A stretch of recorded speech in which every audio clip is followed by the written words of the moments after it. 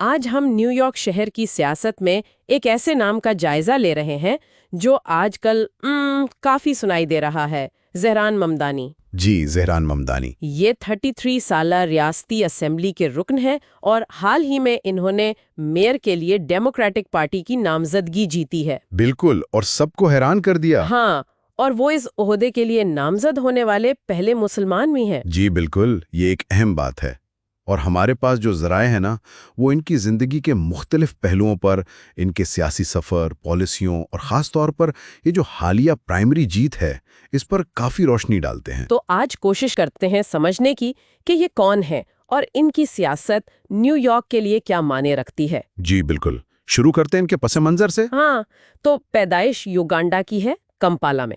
والدین ہندوستانی نسل ہیں۔ اچھا۔ والد محمود ممدانی وہ تو جانے مانے ماہر تعلیم ہے، اور والدہ میرا نائر وہ تو ایوارڈ یافتہ فلم ساز ہیں۔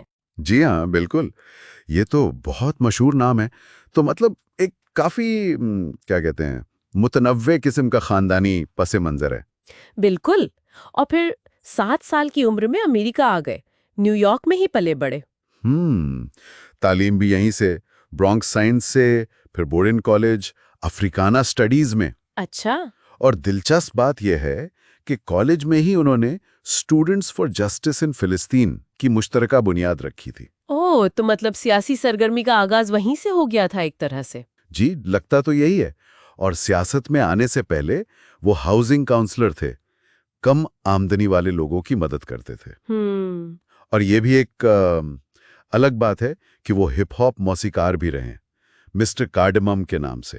سچ میں؟ موسیقار سے سیاستداں، یہ تو کافی غیر معمولی سفر ہے۔ ہے تو صحیح۔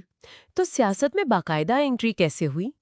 دیکھیں، پہلے تو مختلف مہمات میں رضاکار رہے، مینیجر کے طور پر کام کیا، پھر وہ ڈیموکریٹک سوشلسٹ آف امریکہ یعنی DSA میں شامل ہو گیا۔ اچھا، DSA، یہ تو امریکہ کی کافی اہم لیفٹ ونگ تنظیم ہے۔ جی بالکل، اور 2020 میں وہ کوئنز سے نیو یارک اسٹیٹ اسمبلی کے لیے منتخب ہوئے۔ اور پھر 2022 اور 2024 میں بھی دوبارہ جیتے۔ ہاں، اور وہ اسمبلی میں DSA کے جو سوشلسٹ اینڈ آفس گروپ ہے نا، اس کا حصہ ہیں۔ اور اسمبلی میں ان کے کام، جیسے وہ بسوں کے مفت کرائے کا پائلٹ پروگرام۔ جی، اور وہ ٹیکسی ڈرائیوروں کے ساتھ بھوک ہڑتال بھی کی تھی انہوں نے، کافی مشہور ہوئی تھی۔ ہاں، وہ یاد ہے۔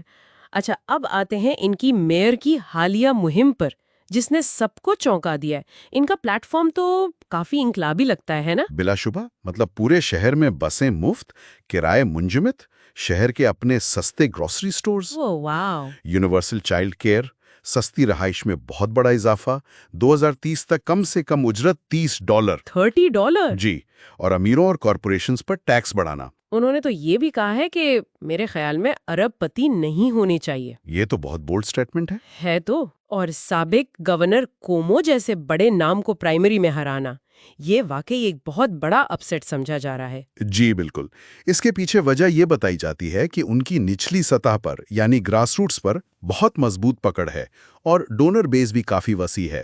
اور برنی سینڈرز، AOC جیسے لوگوں کی حمایت بھی تو ملی ہے۔ جی ہاں، ان ترقی پسند رہنماؤں کی حمایت اہم تھی، لیکن ظاہر ہے تنقید بھی ہو رہی ہے۔ ہاں، وہ تو ہوگی۔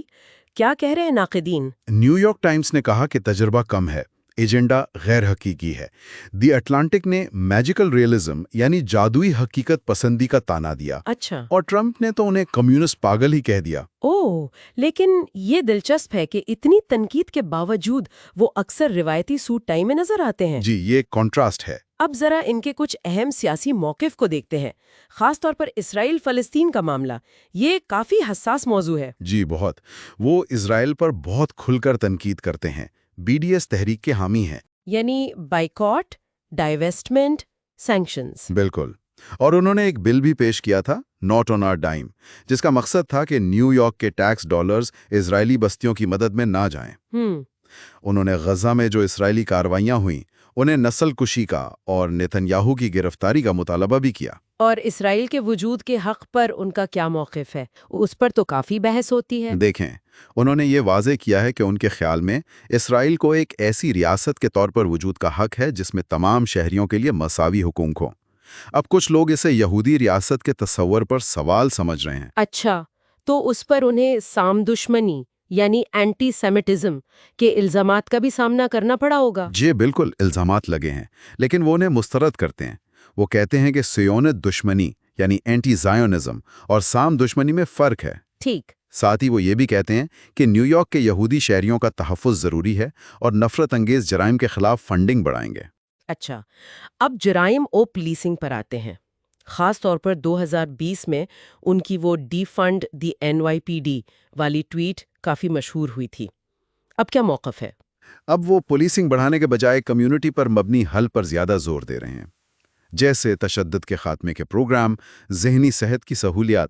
یعنی پولیس کے ساتھ مل کر کام کرنے کی بات بھی کر رہے ہیں۔ جی، وہ یہ بھی کہتے ہیں کہ پولیس کے ساتھ مل کر کام کرنا ہوگا، لیکن اصل فوکس ان سماجی مسائل کی جڑیں کاٹنے پر ہے جو جرائم کی وجہ بنتے ہیں۔ ٹھیک ہے، اور معیشت، ماحولیات وغیرہ پر ان کے کیا خیالات ہیں مختصراً؟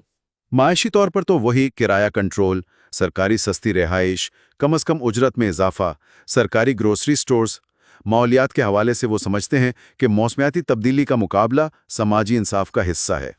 یعنی فوسل فیول کے خلاف اور کنجسشن پرائسنگ کی حمایت۔ جی، اور دیگر پالیسیوں میں یونیورسل پری کنڈرگارٹن، CUNY کے لیے فنڈنگ، حسیدی یشیوا اسکولوں کی خود مختاری کا دفاع۔ اچھا، یہ دلچسپ ہے۔ سینکچری سٹی قوانین کا نفاذ، LGBTQ+ حقوق بشمول جنڈر افرمنگ کیئر اور وہ مفت بسیں اور بھاری گاڑیوں پر وزن کی بنیاد پر رجسٹریشن فیس۔ کافی لمبی فہرست ہے۔ ان کی ذاتی زندگی اور شناخت کے بارے میں بھی کچھ بتائیں۔ جی، وہ امریکہ اور یوگانڈا دونوں کی شہریت رکھتے ہیں، شیعہ مسلمان ہیں۔ زبانیں بھی کئی بولتے ہیں؟ ہاں، انگریزی تو ہے ہی، اس کے علاوہ ہندی، اردو، بنگالی اور ہسپانوی بھی مختلف سطح پر۔ شادی حال ہی میں ہوئی ہے راما دوجی سے، جو اینیمیٹر ہیں۔ اچھا۔ اور پرائمری جیتنے کے بعد انہیں اسلاموفوبیا اور نسل پرستی پر مبنی حملوں کا بھی سامنا کرنا پڑا ہے۔ یہ افسوسناک ہے۔ تو خلاصہ یہ ہے کہ زہران ممدانی ایک نوجوان، بہت ہی ترقی پسند سیاستدان ہیں۔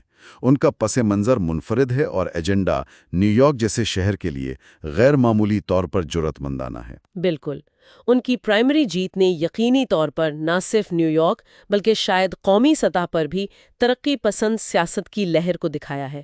اب دیکھنا یہ ہے کہ یہ ایجنڈا عملی طور پر کیسے نافذ ہوتا ہے۔ پلیٹ فارم والا کوئی میئر نیو یارک جیسے بے انتہا متنوع پیچیدہ شہر کی جو گہری تقسیم ہے اسے ختم کر پائے گا؟ خاص طور پر آج کے اس منقسم قومی سیاسی ماحول میں یہ کیسے ممکن ہوگا؟